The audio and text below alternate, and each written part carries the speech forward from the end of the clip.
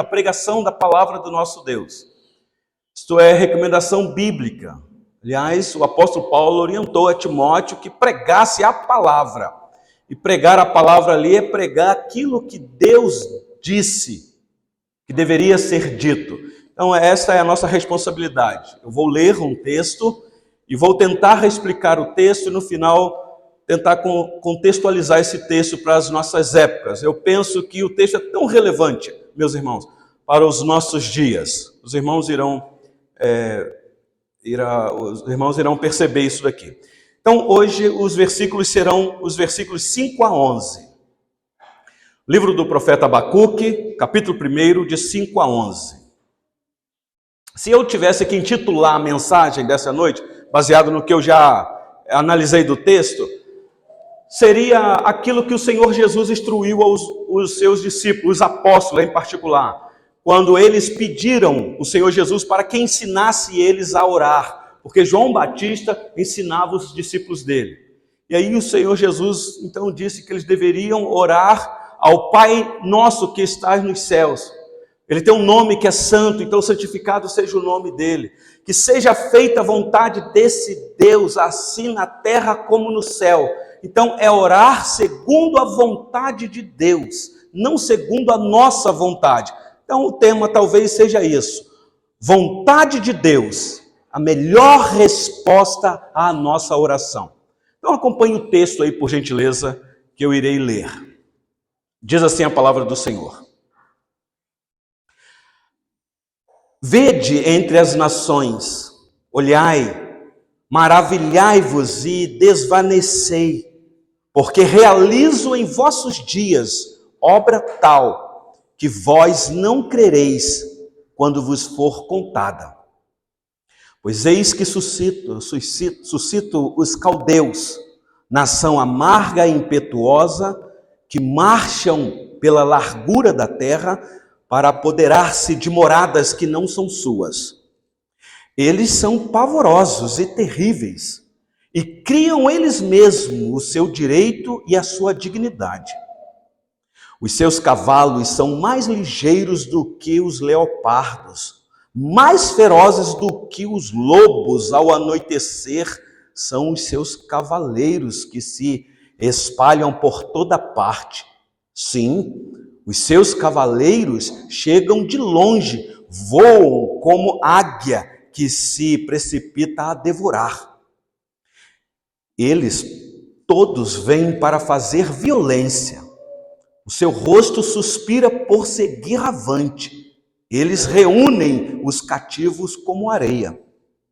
Eles escarnecem dos reis. Os príncipes são objeto do seu riso. Riem-se de todas as fortalezas, porque amontoando terra as tomam. Então passam como passa o vento e seguem. Fazem-se culpados estes, cujo poder é o seu Deus. Até aqui a leitura da palavra do Senhor. Não feche a tua Bíblia, deixa ela aberta ou ligada, que a mensagem se dará daqui. Meus irmãos, vamos orar mais uma vez, neste momento.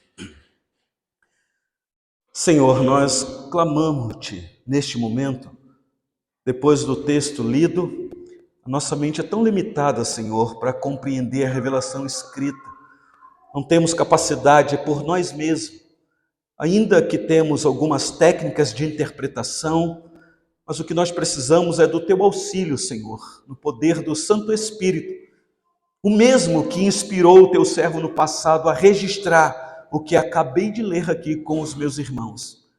Eu clamo ao Senhor por iluminação que não fica só na nossa mente, mas desce para o nosso coração, para compreender a vontade do Senhor aqui escrita. Ó Deus, assista-nos neste momento. E uma vez que o Senhor nos abençoar em compreender a tua vontade revelada aqui neste texto, que o Senhor nos dê condição, sabedoria, coragem para colocá-la em prática, a não sermos apenas ouvintes da tua palavra. Assim eu oro por mim e pelos meus irmãos, orando assim no nome do Senhor Jesus. Amém.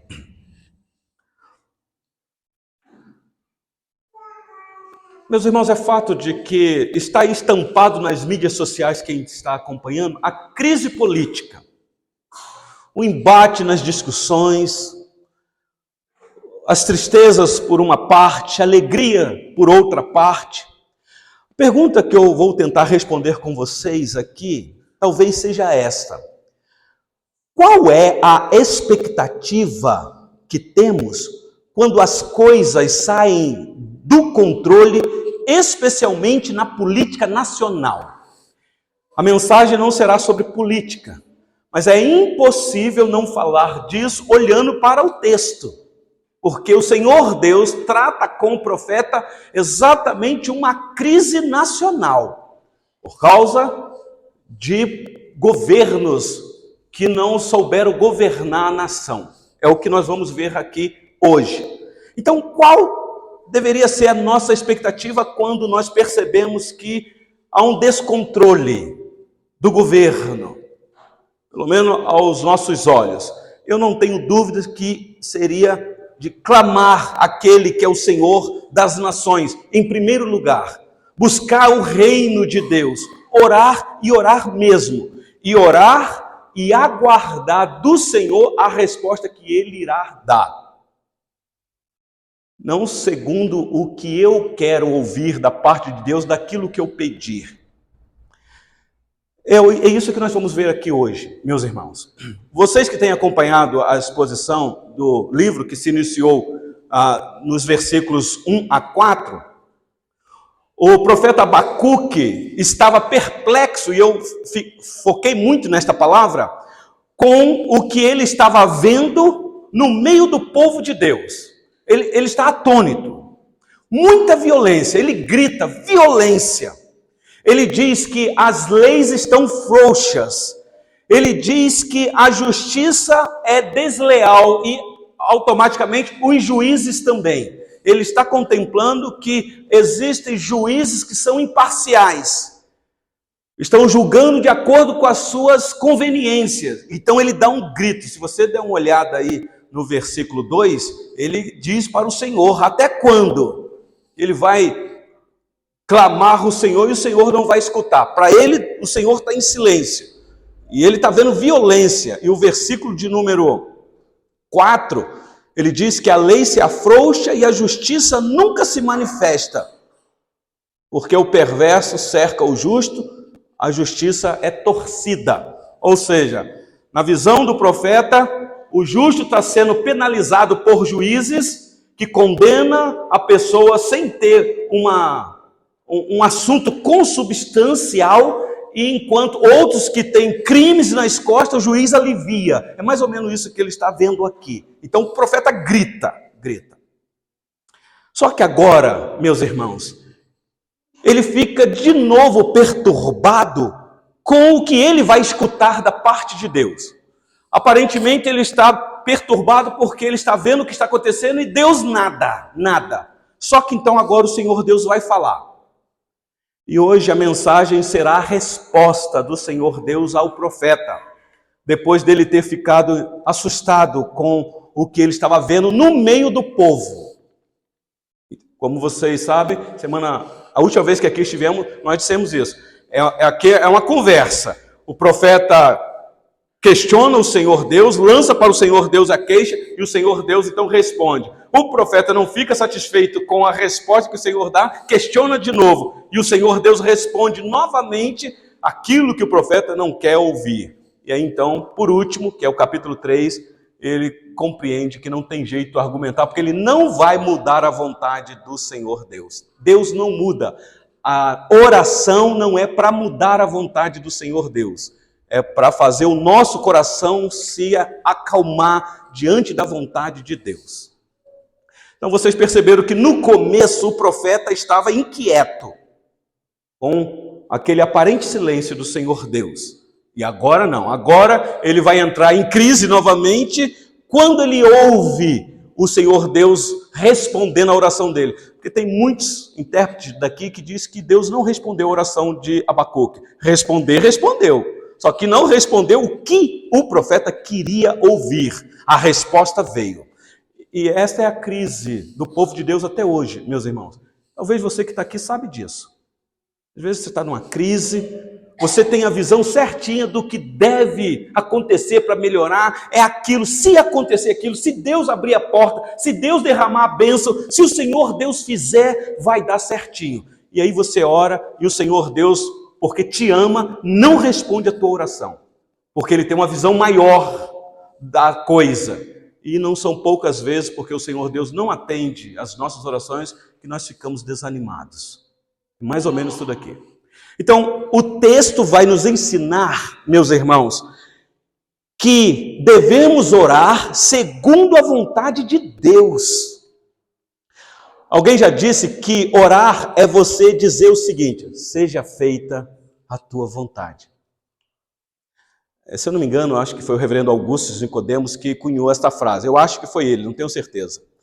Que diz assim: nós precisamos ter mais fé para dizer, seja feita a tua vontade, do que dizer, eu determino, eu decreto, eu exijo, eu não aceito. Porque nós vivemos numa época que tem pessoas que encostam o Senhor Deus na parede. Marca até o dia do milagre. E ai do Senhor Deus se Ele não fizer. Quarta-feira do milagre, coloca lá a propaganda e convida as pessoas. E ai do Senhor Deus se na quarta-feira, naquele horário do culto que está marcado, se Deus não fizer o milagre.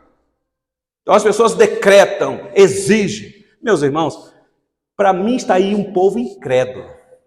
Para mim a manifestação de uma pessoa incrédula é aquela que determina a Deus o que Ele tem que fazer. Agora, uma pessoa que tem fé é aquela que se curva dizendo, contudo, não seja o que eu quero, e sim o que tu queres. Por que tudo isto, meus irmãos? O livro do profeta Isaías, no capítulo 55, no versículo 8 e 9, por gentileza, Julinho. O profeta diz que os caminhos do Senhor, meus irmãos, são mais altos do que os nossos.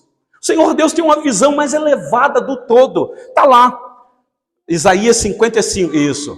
Porque os meus pensamentos não são os vossos pensamentos, nem os vossos caminhos, meus caminhos, diz o Senhor. Porque assim como os céus são mais altos do que a terra, assim são os meus caminhos, mais altos do que os vossos caminhos, e os meus pensamentos, mais altos do que os vossos pensamentos. Por isso, meus irmãos, é importante conhecer a vontade do Senhor, amar a lei do Senhor, conhecer esse Deus que se revelou pela palavra escrita, para você orar de acordo com a vontade revelada, conhecer, na nossa limitação, obviamente, a mente do Senhor. Eu sei que ninguém consegue conhecer, Paulo já disse isso, mas quando você tem a revelação escrita, você ora com conhecimento, com entendimento. Então, o que Deus deu ao profeta Abacuque não foi uma explicação, preste atenção nesse detalhe, do que estava acontecendo, porque o profeta olhou para as circunstâncias. O que o Senhor dá ao profeta é uma revelação do que iria acontecer, por isso ele ficou perplexo. Ele talvez queria uma explicação, até quando, Senhor? Por que violência? Por que juízes corruptos? Ele esperava que o Senhor Deus iria explicar para ele, mas o Senhor Deus vai, eu vou te revelar algo que você vai ficar mais perplexo ainda. Eu vou te dar uma revelação do que vai acontecer. Se você pensa, profeta, que está ruim, vai piorar. É mais ou menos isso. O Senhor Deus, meus irmãos, não iria trazer restauração ou avivamento para o povo. Talvez era isso que o profeta queria. Senhor, restaura o teu povo e derrama o teu espírito, aviva o teu povo. Era isso que talvez seria o desejo do coração do profeta. E o Senhor Deus vai dizer para ele, eu não vou trazer avivamento nenhum no meio do meu povo. O que eu vou trazer é juízo, é juízo. Então, o aparente silêncio de Deus era uma preparação para o juízo que estava por vir. Preste atenção aqui neste detalhe, meus irmãos, porque nós somos muito românticos com as coisas de Deus. Se dependesse de nós, se o Senhor Deus nos desse por um dia a sua soberania, nós acabaríamos com este mundo. O mundo só ainda não acabou, porque Deus está no controle daquilo que está ainda em ordem. Mas nós sabemos o que é que está por vir, meus irmãos. Então, o aparente silêncio do Senhor Deus era uma preparação do juízo, porque a disciplina vai vir sobre o povo de Deus. Não se assuste com isso, não. A disciplina vai vir sobre o povo de Deus. Por quê? Porque o juízo começa pela casa de Deus. É o apóstolo Pedro que nos informa isso. Primeira carta de Pedro, capítulo 4, versículo 17. O apóstolo diz assim: porque a ocasião de começar o juízo pela casa de Deus é chegada. É um juízo inaugurado. Já começou, meus irmãos, lá no primeiro século. E ele diz: ora, se primeiro vem por nós, qual será o fim daqueles que não obedecem ao evangelho de Deus? Preste atenção nesse detalhe: o evangelho não é nosso, o evangelho é de Deus. Meus irmãos, eu sei que é difícil pregar o livro do profeta Abacuque por causa da tônica aqui da revelação que o Senhor Deus deu a ele. Mas preste atenção aqui nesse detalhe: os pecados nossos, como povo de Deus, são mais terríveis do que os pecados dos ímpios. Eu tento explicar um pouquinho melhor. Deus irá trazer juízo primeiro sobre a casa dele, porque os nossos pecados são mais danosos no mundo do que os pecados dos ímpios. O que o Senhor Deus vai fazer aqui é trazer uma nação para disciplinar o seu povo. E já sabemos quem é a nação. É a Babilônia. Uma nação ímpia. Mas o que nós estamos vendo aqui é que Judá, como povo de Deus, está se portando mais ímpio do que Babilônia. Mas nós sabemos que a nação da Babilônia era mais ímpia do que o povo de Deus. Mas os pecados do povo de Deus são mais graves, meus irmãos, do que os pecados dos ímpios. É por isso que o Senhor Deus vai disciplinar. Quando o povo de Deus peca, ou quando nós pecamos como povo de Deus, nós pecamos contra um maior conhecimento. Nós recebemos informação demais. Então nós pecamos com consciência clara de conhecimento. Por isso é mais danoso, tem um peso maior. Nós pecamos contra maior advertências, meus irmãos. Então vamos para o texto rapidinho aqui. Olha comigo aí o versículo 5, o alerta de Deus. Versículo 5 diz assim: vede entre as nações, olhai, maravilhai-vos e desvanecei, porque realizo em vossos dias obra tal, que vós não crereis quando vos for contada. Meus irmãos, o Abacuque aqui, o profeta, talvez estivesse olhando para a nação apenas, vendo o que está acontecendo no meio do povo, sem tentar compreender o que Deus estava fazendo. Ele só está olhando para o povo. Talvez uma visão muito horizontal. Ainda que ele está clamando ao Senhor Deus aqui, mas ele está olhando horizontalmente falando, vendo o que está acontecendo no meio do povo. O Abacuque aqui deveria olhar para o Senhor, que é Criador dos céus e da terra. E preste atenção que ainda que ele está orando ao Senhor, Criador dos céus e da terra. O livro dos Salmos, Salmo 121, versículo 1, o salmista lá diz: de onde me virá o meu socorro? Salmo 121. E ele mesmo responde no versículo 2, o meu socorro vem do Senhor que fez os céus e a terra, ou fez o céu e a terra. O meu socorro não vem aqui da terra, o meu socorro não vem de um governo que aos meus olhos é um governo que vai trazer benefício para o povo de Deus, que vai ter lei justa para proteger a nossa liberdade. O meu socorro vem do Senhor que criou os céus e a terra. Talvez Abacuque estava olhando muito para somente o que estava acontecendo no meio do povo. Ah, meus irmãos, o nosso Deus não está limitado a um sistema religioso, demarcado por muros, por parede. O nosso Deus é Senhor das nações. Ele domina sobre todas as coisas, Ele é Senhor dos céus e da terra. O governo do nosso Deus abrange, meus irmãos, o mundo inteiro. Não há um governo, nós falamos isso pela manhã aqui hoje, fazendo uma exposição do capítulo 8 do livro do profeta Daniel. Não há um governo na face da terra que o Senhor Deus não tenha domínio sobre ele, ainda que esse governo não saiba disso. Seja o pior governante da face da terra, o mais ditador. Deus está no comando, meus irmãos, governando cada centímetro quadrado desta terra. Me fez lembrar aqui de uma frase de Abraham Kuyper, quando disse que não há nenhum centímetro quadrado em todos os domínios da existência humana que o Senhor Jesus não clame dizendo, é meu. Não é de ninguém na terra, é meu. E é mesmo, meus irmãos. Então, atente aqui para o alerta que o Senhor Deus está revelando aqui para o profeta. Por isso que o profeta está assustado.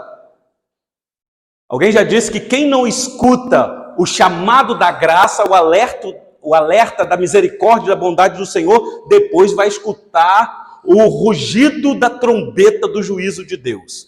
Então, no versículo 5 está aí. O Senhor Deus chama o profeta. Você está olhando para a nação? Então, eu vou te mostrar algo que você vai ficar maravilhado. Você vai, a palavra desvanecer aqui no hebraico o que eu vou mostrar para você, você não vai aguentar, você vai cair, como Daniel caiu quando o anjo Gabriel disse para ele o que iria acontecer nos reinos. Daniel cai prostrado no chão. Aqui é a mesma coisa, porque eu realizo em vossos dias obra tal, que quando acontecer, você não vai nem acreditar. Não é isso que está aí no texto? Quando for contado, nem você, Abacuque, vai acreditar. Mas olha agora, meus irmãos, uma ação de Deus amoroso, retribuindo ao povo aquilo que o povo estava fazendo. Cuidado, meus irmãos, porque nós vivemos debaixo da lei da semeadura. Aquilo que nós plantamos, nós colhemos. Olha comigo o versículo 6, por gentileza. Diz assim: pois eis que suscito os caldeus, nação amarga e impetuosa, que marcham pela largura da terra para apoderar-te de moradas que não são suas. Eis que suscito os caldeus. Vocês lembram no versículo 3 o que o profeta disse ao Senhor? Ele disse lá no versículo 3, olha, porque o Senhor me mostra a iniquidade e não faz nada? Pois a destruição e a violência estão diante de mim. A contenda e o litígio se suscita. Ele já está perplexo com o que está acontecendo. Senhor Deus, você está assustado com isso que está acontecendo aí no meio do povo de Deus? Então eu vou te mostrar o que é que eu vou fazer, quem é que eu vou trazer e o que é que eu vou fazer. Eu vou suscitar os caldeus, eu vou trazer. Meus irmãos, isso aqui é assustador.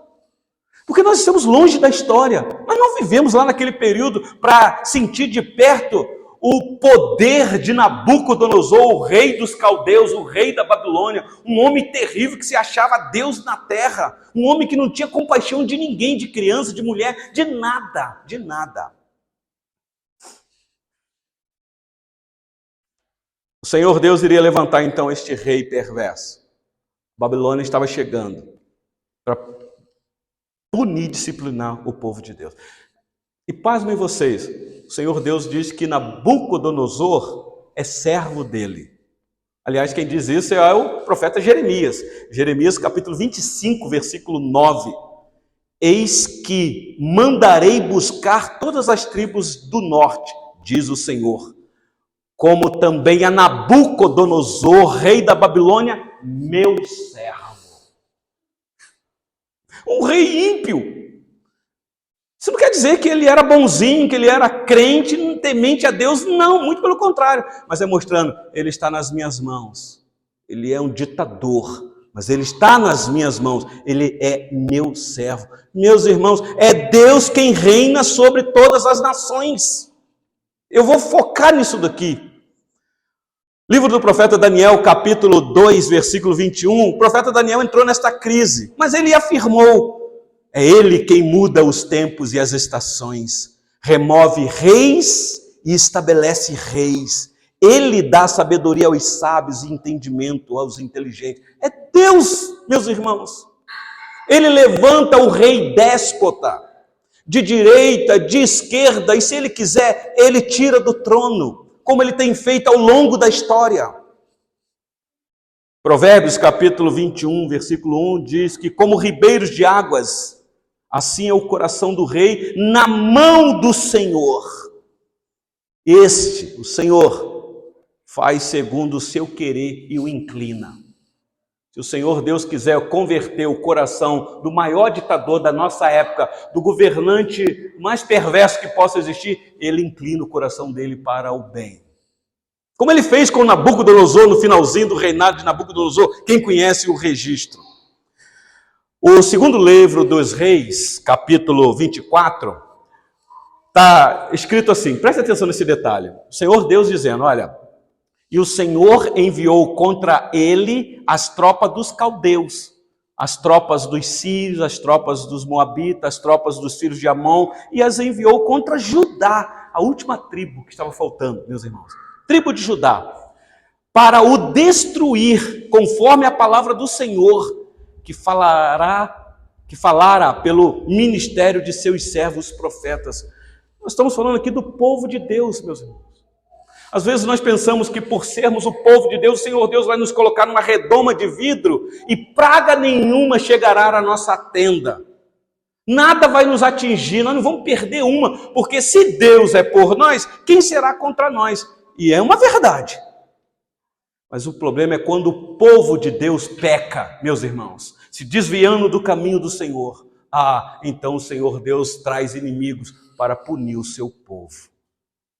Os caldeus eram cruéis. Volta aí para Abacuque, o versículo de número 6, diz aí.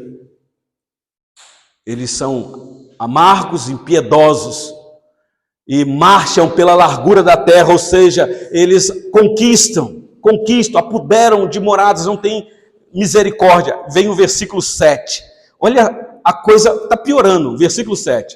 Eles são pavorosos e terríveis, e criam eles mesmos o seu direito e a sua dignidade. Meus irmãos, revelação da parte do Senhor Deus, por isso que tem muitos que não gostam de trafegar aqui, ou então pega e pregam sucintamente do texto, mas expondo detalhadamente o que está aqui, assusta a gente.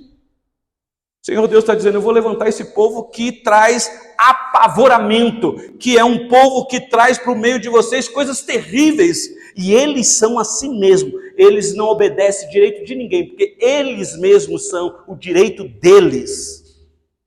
Eles têm a sua própria dignidade, eles fazem na calada da noite as suas próprias leis, e lutam para benefícios próprios, eles são assim. O livro das Lamentações, capítulo 2, versículo 21, o profeta Jeremias é que está na porta do cativeiro contemplando tudo isso. Por isso é que ele registra com tanta veemência.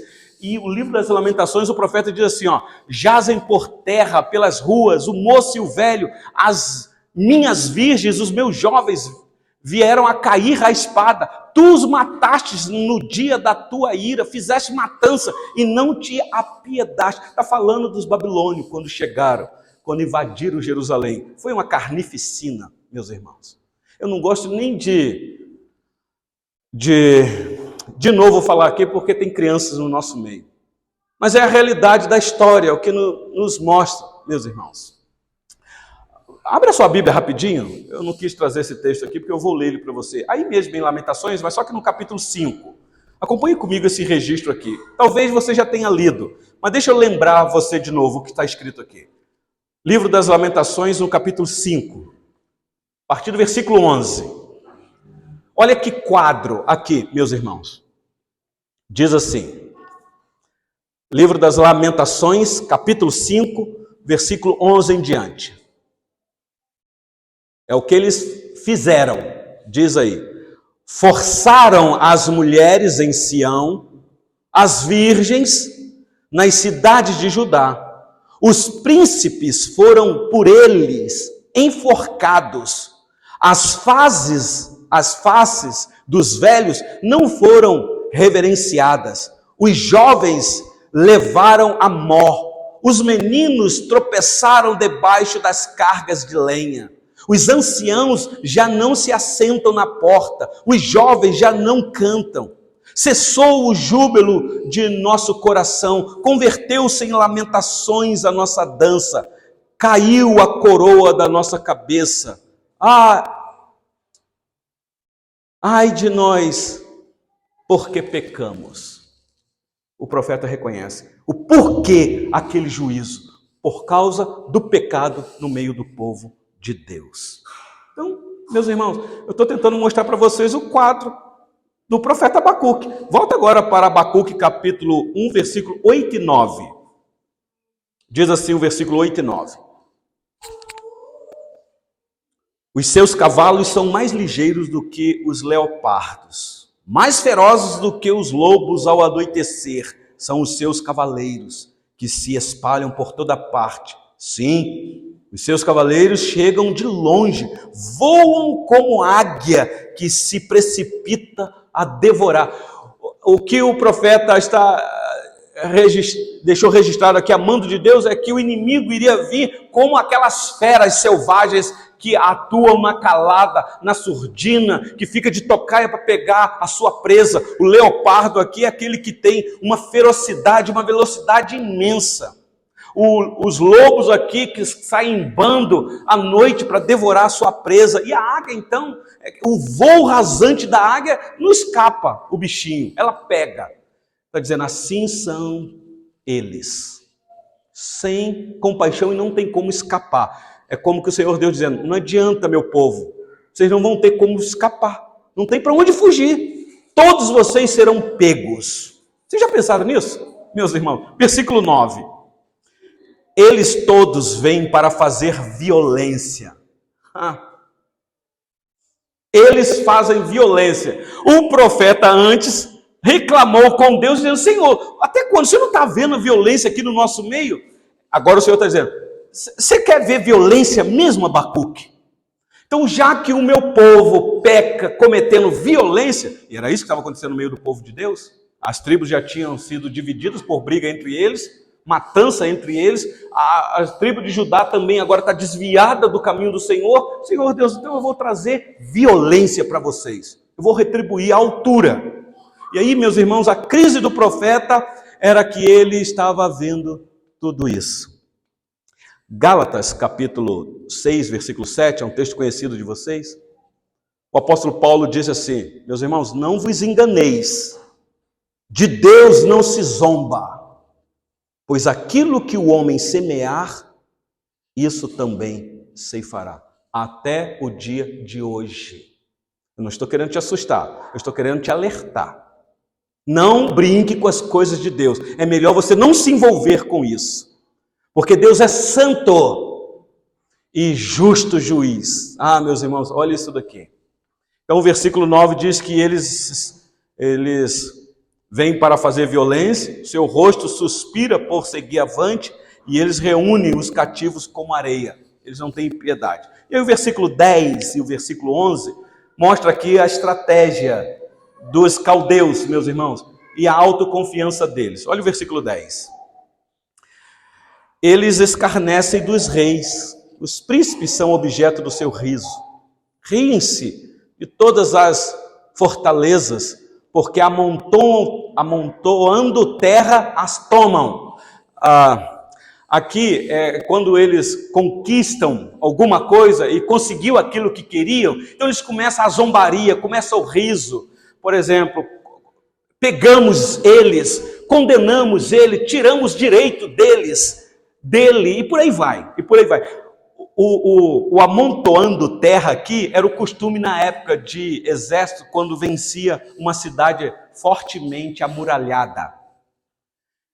As cidades eram muros bem altos, então como que eles faziam para pular?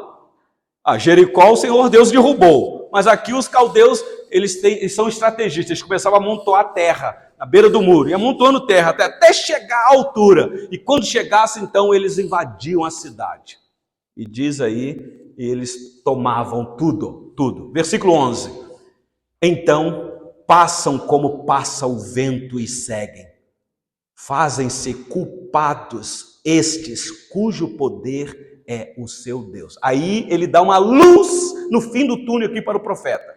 Eles são terríveis, mas profeta, eles são culpados. Fica tranquilo, eles estão debaixo do meu governo, mas há culpa também no meio deles. Então eles também irão cair posteriormente. São culpados por fazer do seu poder o seu Deus. Meus irmãos, eu quero concluir esta mensagem nesta noite. Porque você pode estar perguntando assim, ok, pastor, o senhor está se esforçando em explicar o texto e o seu contexto. Mas o que isso tem a ver com a gente hoje? Meus irmãos, há crise ou não há na nossa nação? Há crise ou não há em outras nações? Quando eu falo crise, eu estou falando crise na política. Nós ainda estamos presenciando uma guerra que está instalada aí entre a Rússia e a Ucrânia. Nós estamos contemplando aí países que são de cortina de ferro fechada, que não permite você exercer a tua fé, a tua religião, que é proibido. Se te pegar, você corre risco da sua própria vida. Ainda existe na nossa época nações que são ditatoriais. Então, o que isso tudo aqui tem a ver, meus irmãos? Especialmente conosco aqui no Brasil. Especialmente nós aqui na nossa igreja. E você que está aqui participando desse culto conosco. Eu vou repetir a pergunta que eu fiz no início. Qual deve ser a nossa atitude quando percebemos que as coisas saíram do controle na política? Ao nosso ver. Qual deve ser a nossa atitude, meus irmãos? Ir para a internet e bravatar já de início, como cristão? Será que não dá para aprender com Abacuque? Senhor, eu estou vendo o que está acontecendo. Eu não concordo, porque eu tenho a palavra do Senhor, eu sei quem é o Senhor. Mas, Senhor, até quando? E ore, e aguarda o que o Senhor Deus irá fazer. Não seja você um agente de querer derrubar qualquer governo que seja na terra. Porque não é você que levanta governo com o seu voto, nem é você que derruba governo com o não seu voto. É Deus. Você apenas é usado, é usada. Nós devemos ter sabedoria neste momento. Meus irmãos, eu estou falando isso para acalmar o nosso coração, porque nós estamos presenciando aí que daqui a pouco na nossa nação vai estourar uma guerra civil. Não vai demorar. Talvez faltando sabedoria bíblica no nosso meio, de tentar olhar um pouco o quadro maior. Talvez parar de tirar os olhos do povo e olhar para aquele que é Senhor dos céus e da terra. Aquele que está no comando, que levantou um rei entre aspas, e colocou na cadeira para governar a nossa nação. Eu não tenho dúvidas, meus irmãos, que o presidente da nossa nação foi colocado pelo nosso próprio Deus. Ou então o Senhor Deus perdeu o controle das nações. É o Senhor Deus que está por detrás do governo de Kim Jong-un na Coreia do Norte. É o Senhor Deus que está atrás do comando do governo de Xi Jinping na China. E tantos outros ditadores mais próximos aqui da nossa nação. Temos um Deus que governa, meus irmãos. Não compreendemos todas as coisas, porque há sofrimento, porque há perseguição, porque há derramamento de sangue, porque há fome, porque há falta disso e daquilo. Eu não sei explicar. Uma coisa eu sei, Deus continua no trono reinando. E nós devemos olhar para Ele e buscar socorro nele.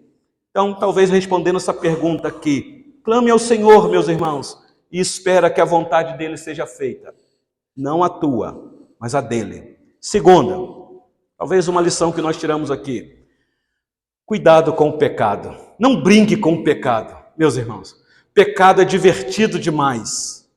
Pecado é gostoso demais. Pecado, a princípio, nos alegra, meus irmãos. Cuidado com o pecado. Ninguém peca achando que é a pior coisa do mundo. A pior coisa do mundo será as consequências do pecado depois. Mas talvez nesta noite o Senhor Deus te trouxe aqui para te alertar. Cuidado com o pecado, porque o pecado traz disciplina severa. Aquilo que você anda brincando, Deus pode te retribuir à altura. Cuidado, cuidado. Deus não inocenta o culpado, e não inocenta mesmo, porque Ele é santo e justo. Ele já falou isso no livro de Naum, e nós vimos aqui. E aí você deve estar pensando, pastor do céu, então qual é a solução para a minha vida? Qual é a solução para o meu pecado? É óbvio, meus irmãos, é Cristo, aqui no livro do profeta Abacuque. É você olhar para a cruz, é você se abrigar ao pé da cruz, é você não viver mais para você viver Cristo, porque em Cristo nenhuma condenação há. Você não será condenado se você estiver em Cristo. Mas se você estiver fora de Cristo, vai vir juízo, e vem mesmo. Terceiro, eu quero voltar neste ponto. Meus irmãos, o Senhor Deus usa um governo ímpio para despertar ou disciplinar o seu povo. Falei pela manhã aqui, que já saiu uma pesquisa aí, alguém fez um levantamento, uma agência de pesquisa, de que aqui no Brasil nós somos mais de 31% de evangélicos. Botando todo mundo no pacote só. 31%. Meus irmãos, como é que está a nossa nação? Por que a nossa nação está do jeito que está? Violência. Você não tem segurança em lugar nenhum. Ainda que você coloque todo o sistema de segurança para ter uma segurança, você não tem. Há uma ousadia nos delinquentes, há um descontrole descomunal, uma insegurança. João Calvino tem uma frase que muitos estão utilizando nesses últimos tempos, que diz assim: quando Deus quer punir uma nação, Ele lhes dá governantes ímpios. Ele disse isso numa época que ele compreendeu o que estava acontecendo lá. Mas pense hoje, mas os governantes ímpios estão na mão do Senhor para poder ou despertar a igreja ou trazer chicote de disciplina para a igreja. Então, não tenha medo do que possa vir para os cristãos no Brasil, se vier. E por último, considere aqui o alerta, meus irmãos. O que perseverar até o fim, esse será salvo. Marcos capítulo 13, versículo 13, palavras do Senhor Jesus. Esteja de sobreaviso. Mais uma vez, o Senhor Deus te trouxe aqui para te avisar. Mas nós temos um Deus amoroso. Se você se render a Ele de todo o teu coração, de toda a tua alma, de toda a tua força, espero as bênçãos dEle, como nós cantamos aqui, meus irmãos. E que Ele te abençoe e te guarde, que Ele faça resplandecer sobre ti o rosto e te dê paz sobre você, sobre os teus filhos e os filhos dos teus filhos, sobre a tua família. Porque Ele é um Deus amoroso e tem prazer em abençoar. Ele é o nosso refúgio verdadeiro. Vamos ficar sobre os pés, meus irmãos, e vamos entoar um hino de louvor ao nosso Deus que retrata esta realidade. Hino de número 145 do nosso inário. Refúgio